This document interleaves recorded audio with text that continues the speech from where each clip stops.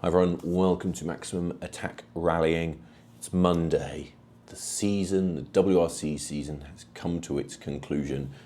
Oh, what a conclusion it was. It was a very exciting weekend. I tell you something, anyone that says that WRC, the modern era of the WRC is boring, they're obviously watching a different sport to me, because I just do not see how anyone can say that what is going on right now is boring. Yes, the Rally 1 cars are terrible.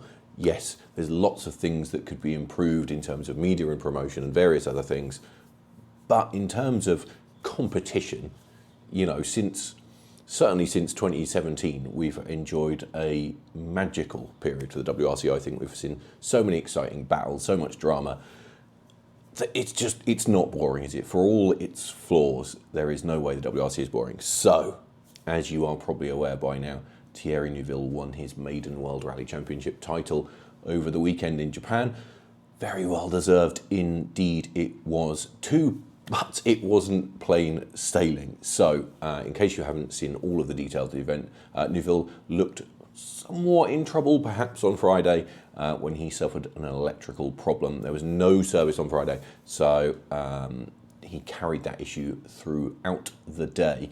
They only had a tyre fitting zone, couldn't fix it there, so he just had to deal with it and was shipping time across the day. Now, there was a certain amount of jeopardy there. Obviously, there was a fair chance that the team were going to be able to fix it on Friday night. Obviously, nothing is guaranteed though, but he must have been very pleased indeed to have that 25-point cushion. But by the end of Saturday, everything was rosy. He'd moved up from 15th to 7th place. He'd scored 4 of the 6 points he needed to guarantee his title. And things were looking pretty good again. Obviously then, Tänak crashed out on the first stage on Sunday. That ended his slim title hopes, guaranteed Neuville his World Rally Championship title, of course, and it also handed the lead to Elfyn Evans and second place to Sebastian Ogier, which meant that Toyota took the Manufacturers' Championship. But there was some drama, there was some spice added. You know, this could have been a rally where Neuville cruised to victory. All he had to do was pick up a few points. Tänak was doing what he had to do. It was a shame that he crashed out on a slippery corner, was caught out by the conditions that I talked about in the run-up to the event. One of those things is it can happen. It has happened to many drivers over the years. It happened to Tänak in this instance. I did predict he would win the event, and he was on course to do that until he went off the road. So he threw my prediction out of the window. So a shame for Tänak. I think he probably knew that it was a long shot, didn't he? But a shame all the same. And obviously a shame for Hyundai, because it meant that they didn't win the manufacturer's title. As for the man who did win, Elfyn Evans, I am pleased to see that Elfyn won the rally. I think he's had a very, very difficult year, so it was nice to see him taking that victory. Hopefully that will help him going into 2025. It will help him to have a bit of a reset, come back stronger next year, because he has not looked his best this year, has he? So I think it's been a disappointing season, but it's nice to end on a high. That makes him a 2-time Japan winner, because he won it last year as well. So good for him. Obviously very, very good indeed for Thierry Neuville. Very well deserved. I think, you know, he has been dedicated to that Hyundai team. He joined when they rejoined the championship all those years ago. So for him to get that reward, that driver's title, after finishing second place, I think it's 5 times, isn't it, or something ridiculous. Very well deserved. And I think, you know, he has been the standout driver this year. Yes, you could argue that Ogier was very impressive coming in and winning those events and being in it as a part-time driver, but he has fallen away over the last few rallies and not quite been there, has he? So I think for me, Neuville has been the standout driver and absolutely deserves it. Not only for his speed at times, you know, he has won rallies, but also because he is the driver that has maximised this ridiculous point system, maximised his Sunday scores and put himself in this position. So I think he absolutely deserves it. I think it is perhaps a shame for Hyundai that they didn't win the manufacturers as well, because again, you know, that you could argue that they deserved it because of their team approach had been very, very good. But that's the way the cookie crumbles, isn't it, sometimes? As I said, unfortunately, Tänak was a little bit unlucky to go off in the way that he did.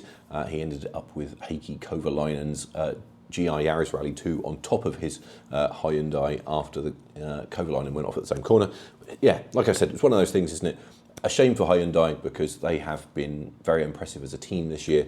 And, you know, where you consider where they were in 2022 when these regulations started, how bad that car was, for them to be in this position is good, isn't it? So really pleased for Neuville. I think he really, really deserves it. He has been waiting a long time for this. And it was very important for any driver this year to take advantage of Rovanperä not being there. And he did that better than anyone and has scored a well-deserved title. Sets things up nicely for next year, doesn't it, with Rovanperä back full time. Hopefully we will see Evans back on form, so we should hopefully have a four-way title fight next year with Tänak, Neuville, Evans and Rovanperä, so that's very exciting. Just want to mention WRC2. I think, as a lot of people expected, Sami Pajari did what was required, and he took his maiden championship, WRC2 championship, as he, I expect, moves up to Rally 1, at least part-time from next season. So well done to him as well. And that's it, isn't it? That is a wrap on the 24 WRC season. As I said, anyone who says that is boring is plainly wrong, because it has been a fantastic season of highs and lows and drama and crashes and moments. So lots and lots to enjoy in there. Obviously next year we have kind of the same cars, but less weight, no hybrid, and changing the restrictor size. So it's going to be interesting to see how that impacts things, but we will talk about that more in due course, I am sure.